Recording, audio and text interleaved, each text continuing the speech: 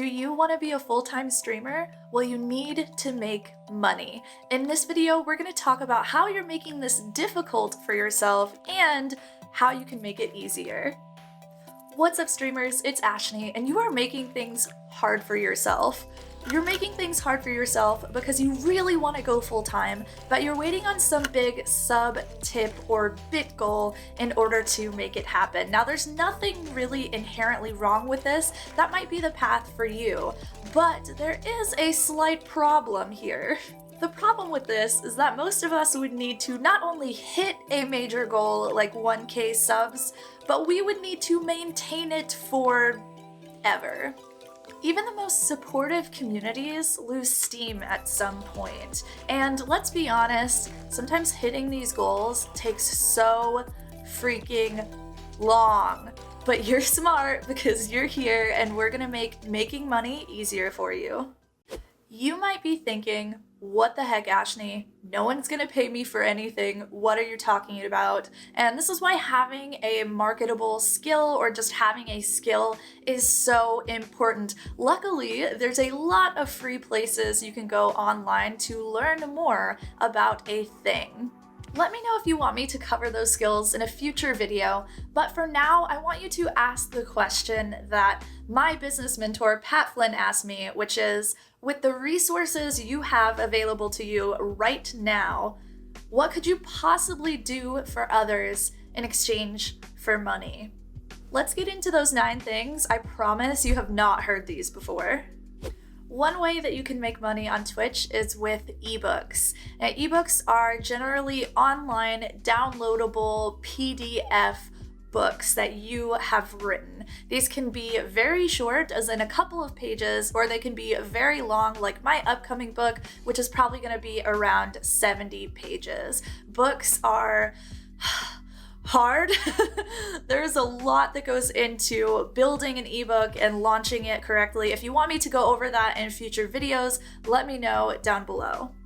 The second way is with online courses. Now, you might know more than most people about anything. Social media, for example. You can build an online course similar to an ebook that people can go through and take your course. It's separated into modules, and then by the end of it, they know a lot more about a thing because you took a ton of information, organized it for them, and helped them transform themselves into being a person who understands what your course taught them. The third way you might be able to make money is with monthly hangouts. There is a lot of potential, I think, with this inside of the streaming community. And that's not to say that you absolutely should be charging for this, because it might not always be the right path. But the one main value that a streamer is attempting to sell is their ability to build relationships. And it's that time that your viewers get to spend with you. So if you're able to maybe somehow teach them something in that amount of time, or give them more behind the scenes details into your life or the way that you've structured your stream, there's some potential there as well.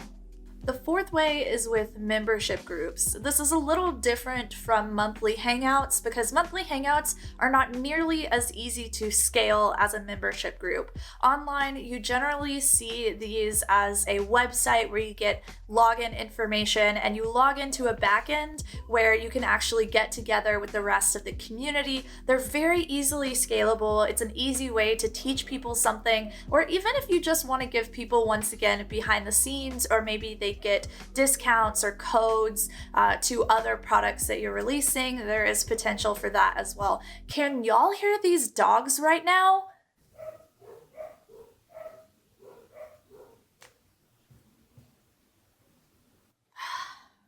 The fifth way is with coaching or consulting. Now, this might look like stream coaching, social media coaching, or online persona coaching. Maybe it could even be game coaching. And the way that this works is that you generally get one-on-one with another person and you help them work through their problems and their struggles with the thing that you have a little bit more experience in. The sixth way is your content.